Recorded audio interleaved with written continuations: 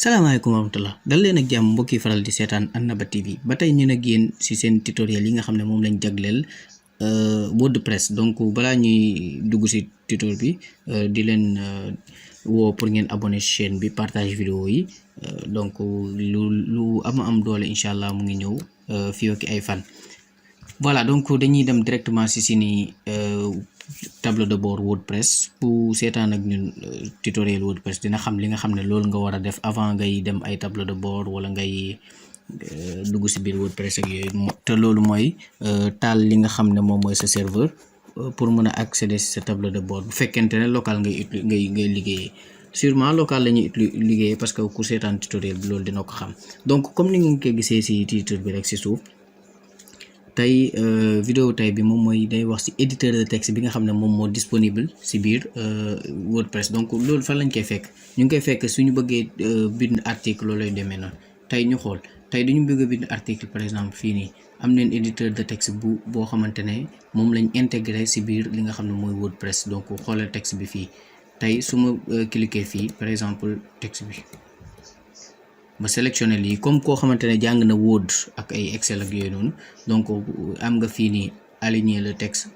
à gauche, donc centrer le texte et aligner le texte à droite. Donc su ma cliquer texte bi mu aligner ko ci centrer ko par exemple su ma cliquer fii mu aligner ko droite su ma cliquer fii mu aligner ko gauche. Donc yéen a ko gisandee. Donc du loolu kase mun nga def texte bi même chose bold comme par exemple sélectionner dara ci texte bi. Donc bu la kenn nax fii li nga xam ne moom nga maîtriser woon ci Word rek lu ci bari moom mooy delluwaat su fekkente ne am na ay changement yu tuuti la. Donc gis nga texte bi tey par exemple texte bii nii lii yëpp bold la woon parce que titre la. Donc xoolal texte bi tey man ma dindi texte bi yëpp dindi ko bu mu nekkati bold par exemple. Voilà, donc ñu xool gis ngeen texte bi nekkatul bold donc ma sélectionner lii pour def ko li nga xam ne mooy bold. Donc yéen a ngi koy gis nii foncel naa texte bi quoi, donc loolu mooy bold foncel naa texte bi. Donc loolu am nga ko même chose ci li nga xam ne moom mooy Word. Naka noonu nga def texte bi italique donc nga wengal ko quoi comme par exemple lii nii ma sélectionné ko rek wengal ko comme ni ngeen ko gisee nii di ngeen gisee nii texte bi dafa mel ni lu xaw a dëng xaama sélectionné lii yëpp comme ça mu gën a feeñ. Donc voilà, donc xool leen texte bi day mel ni lu xaw a dëng. Donc lii même chose am nga ko ci li nga xam ne moom mooy Word ak ay Excel. Donc moo tax duñ ci yaatal lu bari. Donc pour leeralal leen rek yi am na ci biir li nga xam ne moom mooy Word te day yombalal su tey su fekkonte ne da nga bëgg a bind article wala yu demee noonu da ngay mën a boole def ci ay mbir yu bari. Donc su fekkente ne da nga ko bëgg a def da nga koy cliquer su fekkee da nga ko bëgg a dindiwaat da nga koy cliquer bu dañ automatiquement. am neen beneen signe bi nga xam ne amul ci biir Word mu ngi am ci biir li nga xam ne moom mooy WordPress. Voilà, tey supposons ma bind tey texte bi ba pare bëgg def autre bii nii ma bëgg ko def benn lien boo xamante ne utilisateur wala visiteur bi bu ñëwee day cliquer ci autre mu génneel ko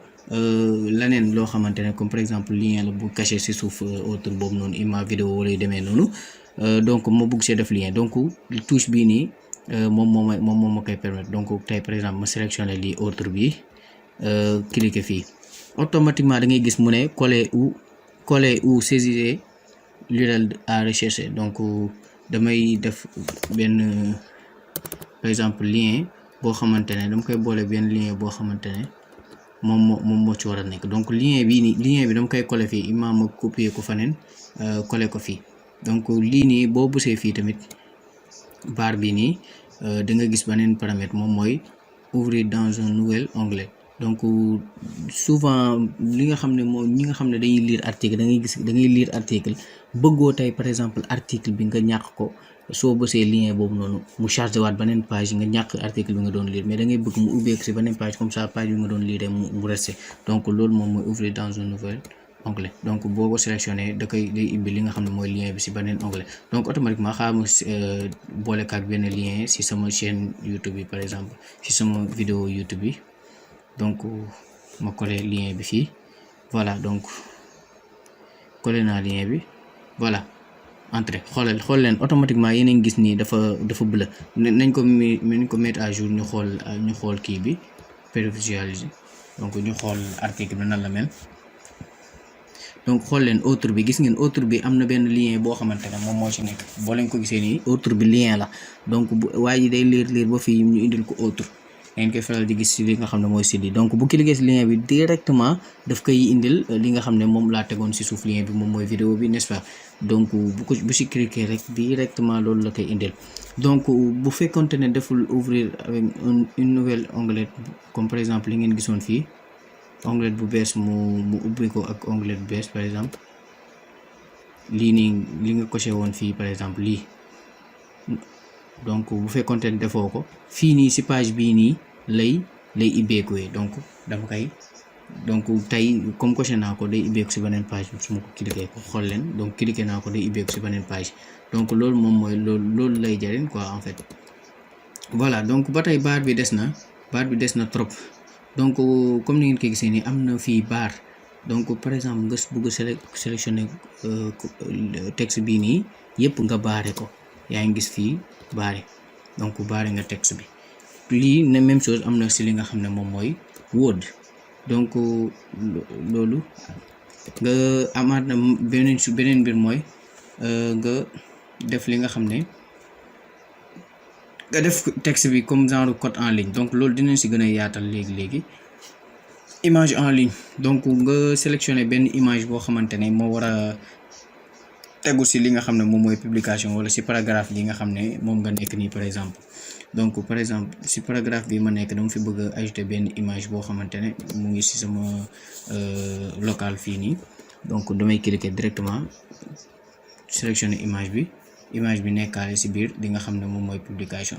donc fii nii am na largeur image bi donc mun na wàññeek yokk donc 150 la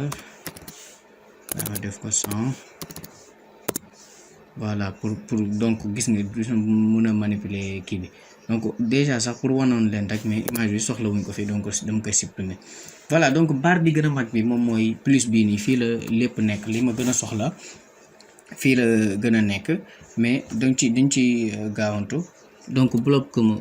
tey am nga paragraphe même chose am nga image donc boo xoolee fii sax beneen barre bi da ngay gis mu lay expliquer mu naan la nga teg image ci sa benn insérer une image pour illustrer vos propos donc automatiquement su la neexoon tey fii nii insérer fi benn image donc nu may def mooy plus bi lay kii rek laal fi nga xam ne moom mooy image bi ma téléversé ko wala ma insérer ko à partir d'une adresse web wala ma jëlee ko ci bibliothèque bi nga xam ne moom moo nekk sama WordPress donc ñett yëpp dama leen koy leeral par exemple ma woon leen donc loolu gën a leer voilà donc lii image la ci sama image yi donc lii ma copier adresse lien bi donc boo xoolee insérer à partir d'une adresse web loolu moom mooy adresse bi ma kii nii par exemple image dafa nekk ba pare ci internet bi ngay copier lien bi rek nga bës fii mu indi image bi yéen a ngi koy gis nii gis nga indi na image bi directement waaye ma supprimer li nga xam ne mooy image bi après ñu tegaat ko ak suñu beneen kii donc retirer donc ma tegaat image même chose boo xoolee léegi nit ñi def boobu ngay teg image plus bi ngay bës nga ñëw ci li nga xam ne mooy image donc ma traverser par exemple li nga xam ne mooy image bi donc ma traverser image bi ba tey ci sama day xool ci sama li nga xam ne moom mooy image yi nekk ci sama net sama ordinateur bi mu jël ko donc yéen a ngi koy gis nii donc image yaa ngi nii donc traverser na image bi lii c'est possible donc ma retirer waat image bi même chose donc bibliothèque de médias donc ñu xool loolu mooy lan tamit donc bibliothèque mooy image yi nga xam ne déjà moom moo nekk ci sa site WordPress nga sélectionné ci nga jël ko donc ñett yëpp yaakaar naa leeralal ne leen ko enregistrer image bi ci avec lien beeg téléverser wala yu demee noonu donc ma mettre à jour ko prévisualiser li nga xam ne moom mooy sama li nga xam ne changement yi ma def ñu xool donc ñu xool gis ngeen ko image bi nga xam ne moom laa teg ak barre bi nga xam ne moom laa def ci article bi yéen a ngi koy gis nii donc sànq nekk fi woon tey boo ko soxlawee ak même chose aussi lien bi yéen a ngi koy gis nii voilà donc même chose ba tey des na ñu demaat ci barre bi nii par exemple am nañ fi yeneen mbir donc titre tey par exemple ñu bëggoon créer benn titre comme lii beneen ci sous-titre boo xamante ne bokkut ak bii tey par exemple ñu ñëw fii nii tey ci paragraphe bii nii ñu créer fi benn sous-titre boo xamante ne voilà donc gis nga boo bindee nii da ngay gis ne lii titre la donc ñu bàyyi ci xel nga ñëw fii nii nga gis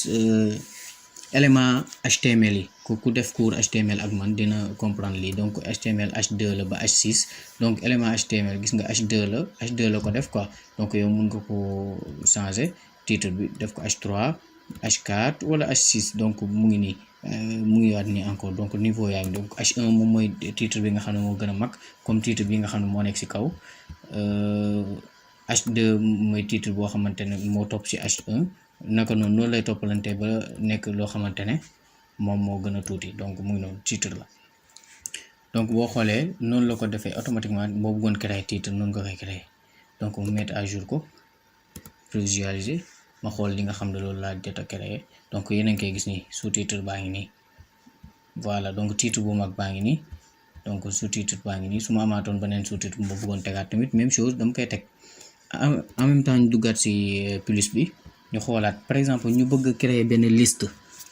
menu par exemple ku def ak man ci cours HTML même chose am nga foofu benn menu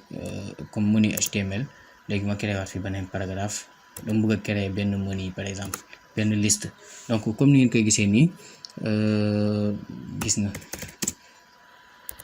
par exemple menu bi donc yéen a ngi gis point yi saa su may dem rek donc menu la boo xamante ne avec loolu laa ko créé woon avec foofu noonu laa dugg rek créé ko directement mu créel ma élément menu bi donc lii menu la donc boo xoolee fii nii tamit gisaat nga beneen tableau donc tableau bi indenté la tableau boo xamante ne dafay indenté ne kii bi éléments yi mettre ko ci gauche wala mu mettre ko droite par exemple ñu xool instant muy gauche donc mu mettre ko beneen droite donc éléments yi lay indenté gis nga yaa ngi gis éléments yi boobu da ngay cliquer rek par exemple espacer leen donc ku xamul indenté nga xam par exemple espacer comme ni nga xam ne loolu laa koy defee nii donc da ngay teg ci éléments yi rek nga cliquer mu indenté leen donc muy noonu donc loolu lay def automatiquement tey même chose tamit su ma bëggoon a linker éléments yi ak ay lien même chose mun naa ko def donc loolu yaakaar naa def nañ ci leeralal naa leen ko pare même chose sànq ba léegi ñu ngi gis beneen élément boo xamante ne moo nekk nii lii mooy élément citation comme par exemple nga bëgg a intégrer benn citation ci sa li nga xam ne moom mooy sa WordPress da ngay cliquer rek automatiquement mu nekk citation donc lii nii ñu gis ni élément bi mujj naa ko def faf citation au lieu de menu def naa ko genre citation donc dañuy chercher benn citation rek ci internet bi après ñu dugal ko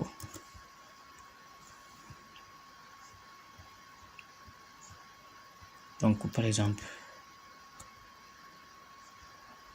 je cherche lii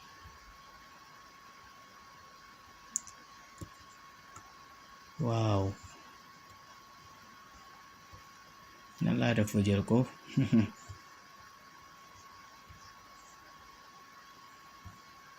c'est grave hein bàyyi ma dem beneen site lii moom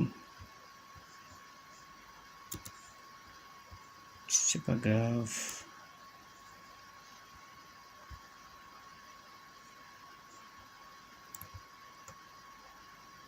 d'accord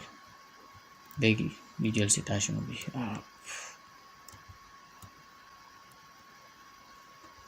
oh là là voilà donc supposons citation bi lañ soxla woon donc niñ ko créer directement créer ko ci benn paragraphe donc ñu seet citation élément baa ngi nii donc citation la ñuy def donc automatiquement dugal nañ fa li nga xam ne moom mooy citation bi donc ñu mettre à jour ko prévisual bi ane sin citation bi voilà donc boo gisee élément bi nii citation la donc dafa copier waale direct lien bi moo tax xaaral ma dindi ko voilà donc citation voilà lii lu ñuy wan ne citation la moom mooy ligne bu bula bii nii comme ni nga koy gisee nii lii nekkatul money mais citation la xaama di ma changé ko nekkatul money mais citation la voilà léegi mu nekk money ok nekk na money bii mooy citation bi donc boo gisee nii donc am nga yeneen modification citation par exemple bu la neexee ligne bi nii bu la neexee mu changer police bi mel ni ku changer police bi nii dindi li nga xam ne moom mooy ligne bi donc lii yëpp ay forme la ci citation donc mu prévisualiser ñu xool ban modification lañ am gis nga yaa ngi gis nii comme par exemple nga amoon benn citation ci sa site rek nga bugg ko ci intégrer donc mun nga def lu mel nii même chose donc ñu demaat ba tey barre bi des na lu bëree bëri tey nga am galerie boo xamante ne da nga ko bëgg a jàllale supposons ci suuf citation bi dafa am galerie bi moo fa bëgg a jàllale par exemple galerie photo moo fa bëgg a jàllale même chose am naa li nga xam ne moom mooy galerie bi donc galerie même chose mun nga grouper téléverser wala yu demee noonu donc bàyyi ma téléverser rek directement comme ma téléverser ñetti photo comme par exemple mu nekk galerie donc day supporter day indi photo yi directement donc def leen li nga xam ne moom mooy galerie donc boo leen xoolee nii fii am na ay paramétrage yu fi nekk yoo xamante ne mun nga ko utiliser pour paramétrer li nga xam ne mooy sa galerie bi donc bu la neexee nga def ko colonne de 3 comme ni ngeen ko gisee nii benn bu nekk page am par exemple 1 à 1 bu la neexee colonne boo xam 2 la comme par exemple yokkal 2 comme par exemple bi nekk fii ñaar yi nekk ci kaw benn bi nekk ci suuf bu la neexee def ko 3 yëpp tegalantoo tey bii moom bi dàqal man par exemple ma xool prévisualiser toujours ñu xool ci ni galerie donc boo leen xoolee gis nga ci biir publication bi am na galerie bi bu fa nekk donc voilà donc fii nii boo xoolee mun nga fi modifier li nga xam ne mooy alignement galerie bi donc nga centré ko nga aligné ko à droite wala grande largeur wala pleine largeur donc wii mu ngi nii donc boo defee gis nga su ma ko aligné à droite rek da ngay gis mu aligné à droite wala ma def ko grande largeur comme ni mu nekkoon wala pleine largeur comme ni nga xam mooy jël taille écran bi yëpp donc paramétrage yaa ngi nekk noonu donc am nga yëpp centré ko loolu yëpp am naa ko donc ba am bàyyi ko centré ma enregistré modification yi ba tey jeexagul barre bi des na lu bëree bëri xam naa dinaa leen bàyyi tamit am na yéen yoo xamante ne yéen a koy découvrir seen bopp mais damay jël li nga xam ne moo ëpp solo tey par exemple ma bëgg a intégrer benn fichier sama site bi mun naa ko ci def wala benn bannière mun naa ko ci def même chose son boo ko bëggoon intégrer mun naa ko ci def yëpp bëgguma ci dem automatique parce que mun na jël sin temps moo bëgg a dugal benn vidéo même chose boo ci cliquer rek tey daf lay indil yeneen paramétrage yi ci suuf day nekk loo xamante ne lu yomb la même chose moo bëgg a intégrer benn code comme par exemple comme loolu jàll neen sànq moo bëgg a bind benn code ci code de programmation par exemple ci li nga xam ne moom mooy sama comme par exemple article bii nii nekkoon benn article boo xam te ne day jàngale cours langage C par exemple ma bëgg a bàyyiwaale li nga xam ne moom mooy code programmation yi foofu noonu ci suuf ci biir article bi donc fii ma def nii rek donc daf may indil li nga xam ne moom mooy code programmation yi comme li nga xam ne noonu la war a nekkee ci li nga xam ne moom mooy interface de développement donc voilà donc loolu boo ko soxlawee mën nga ko dem foofu donc ñu xool yoo xamante ne moo ëpp solo par exemple HTML personnalisé par exemple HTML personnalisé bu ñuy doon def ci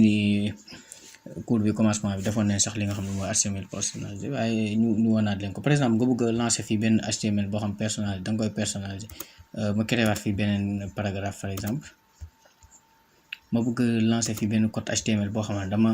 dama ko personnalisé par exemple fu ñu duggoon mise en forme donc HTML personnalisé clique donc comme ni nga koy gisee nii écrire du HTML donc nga écrire nga bind code HTML par exemple lu may bind ma bind benn code HTML rek par exemple voilà donc lii c'est bon voilà j'ai oublié voilà donc ñu xool ñu aperçu code bi donc automatiquement yéen a ngi gis code HTML personnalisé la su ma amoon beneen HTML beneen code tamit dama ko ci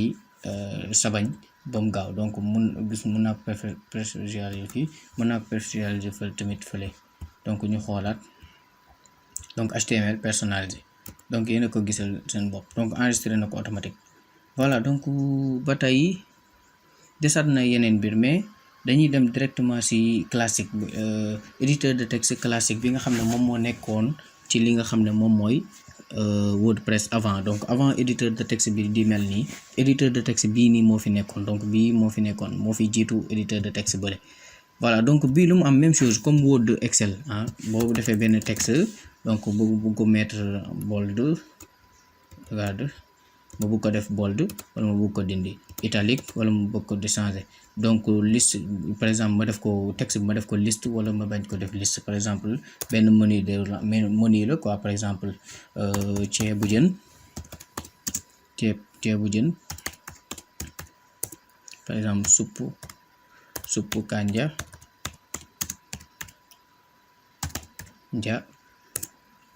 yaasa ginaar, voilà, et domoda. Donc lii nii amul sens, mais li gën mooy nga def ko li nga xam ne moom mooy liste. Donc comme ni nga ko gisee nii, donc nga liste ko. Donc HTML boo bàyyi xel si ni cours HTML am na liste ordonnée ak liste non ordonnée. Donc liste bi moom mooy liste boo xamante ne non ordonnée. Donc ordonnée par exemple liste bi dafa nekk liste numérique. Donc boo xoolee liste bi boo ko defee directement da koy numériser 1 2 3. donc liste bi nii ay pointé la koy def. Donc ñaari moo fi nekk quoi. Voilà, donc ima nga def sa menu bi tey liste bii la. Voilà, donc def naa sama menu ici bi. Voilà, même chose citation bi. Donc mbaay mu wàccaat suuf. Donc citation tamit bu ma ko bëggoon ajouter, supposons lii mooy sama citation. Voilà, la vie. Voilà mu ngoog. Donc citation même chose, lii defoon nañ ko sànq, texte gauche wala droite centré ak yu demee noonu. Donc bii moom mooy par exemple citation bi, par exemple domoda bii nii ma bëgg see ajouter benn lien. Donc automatiquement su ma cliquer ci lien bi da ngay gis mu may demander ma coller li nga xam ne moom mooy lien bi wala ma bind lien bi. Donc am na beneen paramètre bu nekk fii, paramètre bii moo feeñutoon sànq, moom laa leen bëgg woon. Donc fii nii automatiquement mu neexee mun naa saisir adresse lien bi, comme bu dee YouTube la wala yu demee noonu, comme sama chaîne bu fekkoonte ne lien boobu laa soxla, wala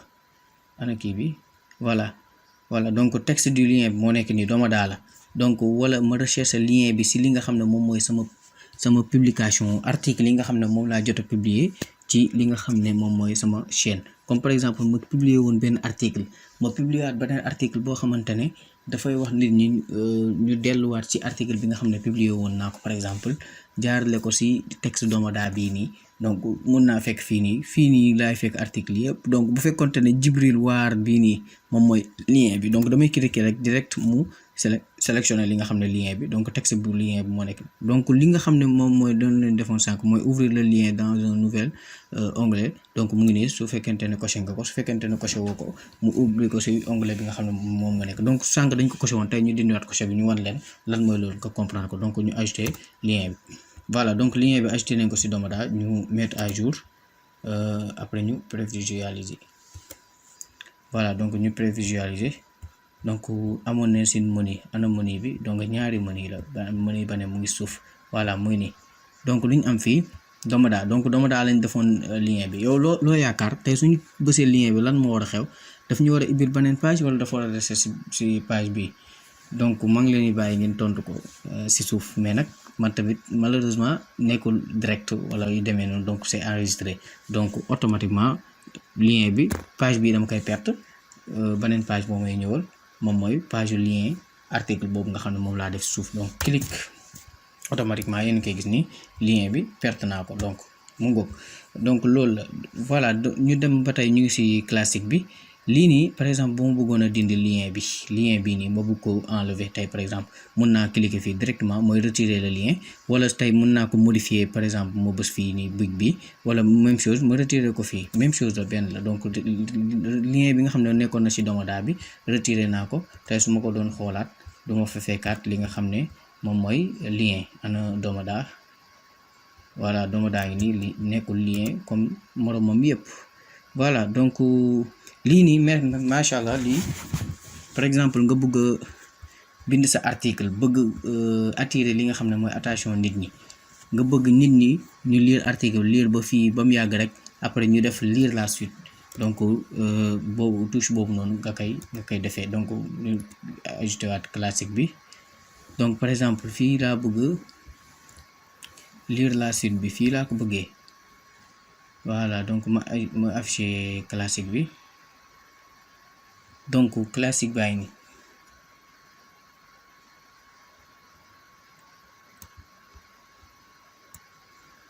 voilà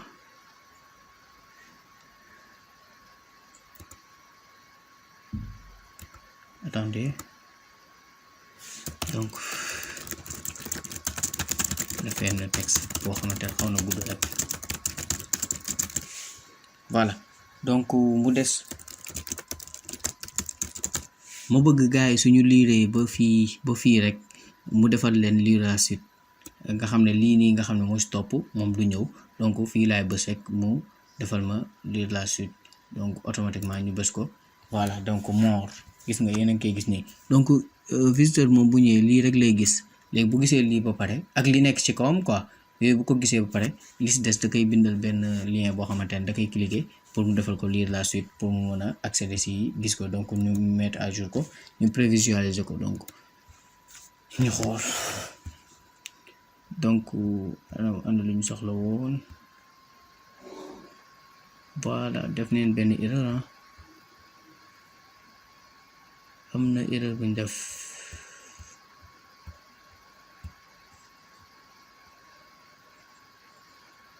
bon dañ delluwaat ñu xoolaat ko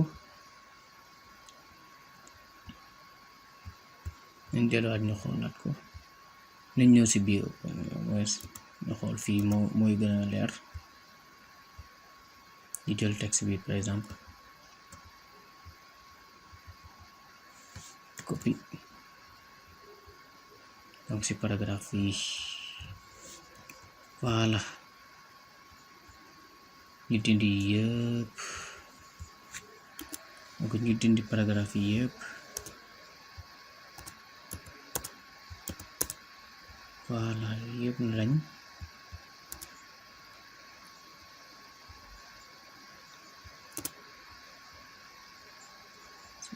d'accord donc su liiree ba fii mu defar ko lire la suite ok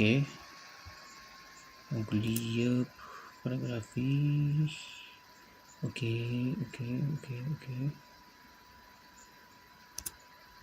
d'accord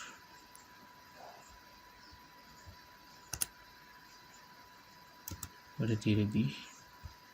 comme ça n'a pas marché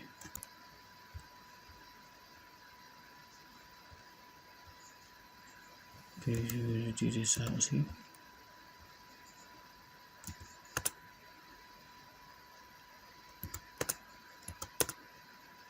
voilà c'est bon ok ñu xool ba xam ça marche ou pas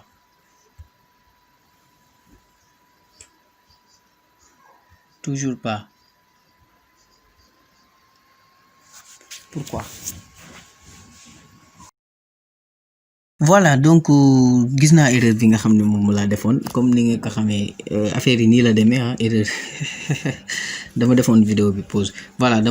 erreur bi ma defoon moom mooy si page publication bi laa nekkoon alors que waru moo nekk si page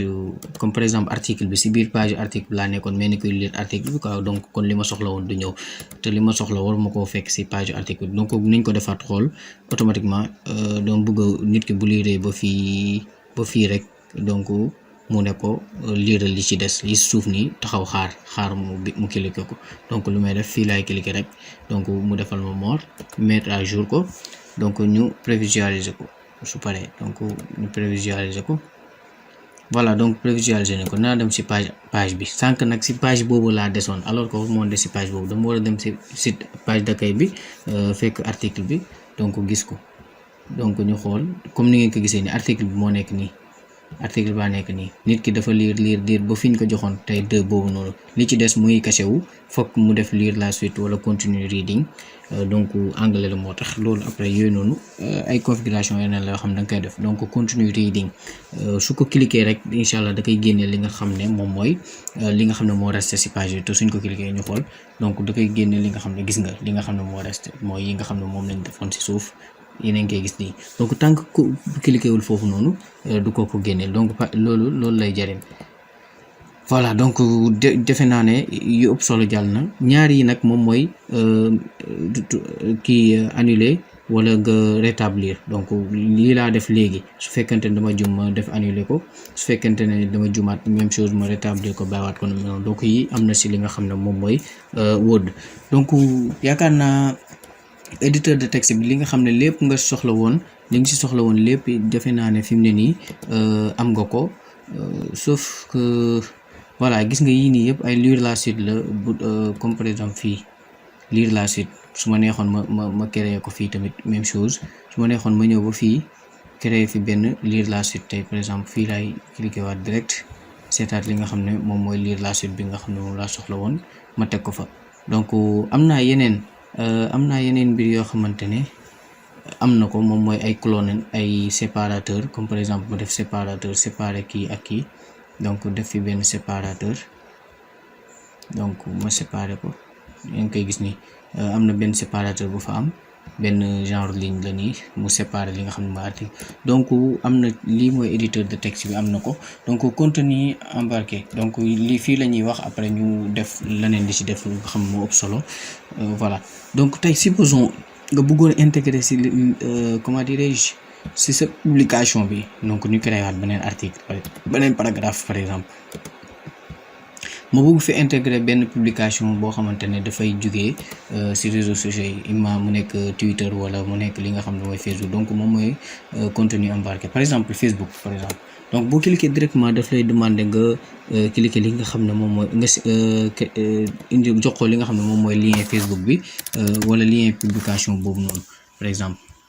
donc ñu dem si Facebook ñu xool benn lien si li nga xam ne moom mooy si lien yi voilà donc ñu xool ci lien page bi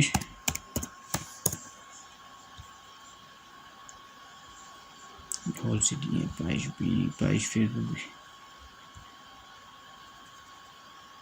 voilà donc Facebook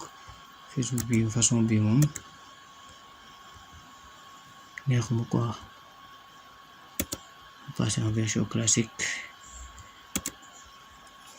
voilà automatiquement dem ci lien page bi choisir benn article rek boo xamante ne defoon nañ ko ci page bi voilà donc photo bii nii laay ñëw embarquer directement ma cliquer ci biir photo bi copier li nga xam ne moom mooy lien bi dem ci li nga xam ne moom mooy fii may demander ma coller fa lien bi coller naa fa lien bi donc ma embarquer automatiquement daf may ne contenu bi mënu ko embarquer ci éditeur bi c'est vrai mënu ko embarquer ci li nga xam ne mooy éditeur bi mënoo gis li nga xam ne loolu lañ fi def mais nañ ko prévisualiser ñu xool donc ñu prévisualiser ko ñu xool donc li ñu embarquer boo leen xoolee suuf donc xool leen gis nga lien publication boobu noonu ñu def mu ngi suuf donc dañ ko fi embarquer soo bëggee nga j'aime li nga xam ne mooy page bi commentaire donc day mel ni yaa ngi Facebook daf la fay defal donc par exemple tey su fekkonte ne benn direct la ñuy def Facebook wala benn direct la ñuy def YouTube wala yu demee noonu mën neen embarquer directement lien bi fii pour mu gën a yomb tey par exemple bu fekkonte ne tey YouTube la par exemple ñu bëggoon embarquer benn lien YouTube fii nii tey par exemple mën nañ ñëw directement ñu embarquer ko tey benn vidéo fii nii benn direct par exemple bu la neexoon sax bu fekkonte ne da nga doon def direct mën nga ko embarquer directement si ak sa si sa site web directement donc ñu def lu gaaw mu jàll donc voilà donc gis nga bii nii moom supporté na ko ak éditeur bi donc parce que lien direct la voilà mu mettre à jour ko prévisualiser ko ñu xool lan laa fa def foofu noonu suuf voilà donc xool leen donc embarqué naa yëpp mu ngi ci biir li nga xam mooy article bi bon gars yi yaakaar naa jàll neen lu bëri ci éditeur de texte moom wax nañ ci yaakaar naa moom moo gën a gudd ci vidéo bi liñ def waaye dafa nekk lu am solo loo xamante ne nit ñi dañ koy fàtte. Des na benn mbir boo xamante ne am na solo moom mooy gis nga 20 révision yi nii 20 révision yi ni nga xam ne ñu ngi ko def fii donc ñu ngi koy gis boobu ba léegi chaque fois tamit moom mooy augmenter saa suñu defee benn mise à jour wala yu demee noonu. Donc lan la loolu lan mooy mbiram loolu comme par exemple loo xamante ne daf lay jàppal ay version yi nga xam ne moom nga fi bàyyi woon te par exemple publication ba muy njëkk a am ak bi changement bi nga ci njëkk a def changement yëpp lay supporter su fekkente ne da nga bëgg a restaurer benn changement boo xamante ne bëgg nga ko restaurer. Donc ñu dem si foofu noonu nga xool. Donc yéen a ngi gis publication baa nekk nii changement yi fi jot a jàll yëpp mun def la koy supportal. Donc xool leen révision actuelle par admin il y a 1 minute 15 mai à 4h29. Donc comme ni ngeen ko gisee am na yeneen changement yi fi amoon donc bu jox la lépp date beeg heure bi ak changement yi si jot a jaar. Donc yi ngay gis ne ay code HTML la soo buggee delluwaat si beneen version boo xamante ne moom nga changé woon tey par exemple version bi yàgg beeg yooyu yëpp su ma si bëggee delluwaat mun naa si delluwaat même chose. Donc par exemple su ma bëgg a delluwaat si 0 mun naa delluwaat gis nga rétablir cette version par exemple ma rétablir version boobu noonu ñu xool. Donc rétablir naa version bi nga xam ne moom moo fi nekkoon. Donc version bi fi nekkoon gis nga lii rek moo fi nekkoon amutoon photo ay vidéo yooyu yëpp am fi woon lii rek lañ ci fekkoon. Donc rétablir naa version boobu su fekkoonte ne bëgg naa rétablir version bi donc loolu lay jëriñ ñu xool. Donc gis nga publication bi léegi nekkaat na loo xamante ne li ma fi defoon yëpp amatu fi. Donc mbokk yi vidéo bi gudd na lool waaye bokk na ci vidéo yi ëpp solo si li nga xam ne moom mooy cours WordPress yi nga xam ne ñu ngi koy def pour bañ nag dara perte leen dara raw leen moo tax ñu guddal vidéo bi nii. waaye dañuy waaj a dugg nag si WordPress dëgg moo tax nag lépp bëgguñ dara raw leen incha allah. Donc bu fekkee vidéo bi intéressé na wala am na solo bul fàtte abonné ci chaîne partager ko. Salaamaaleykum wa rahmatullahi wa barakaatu.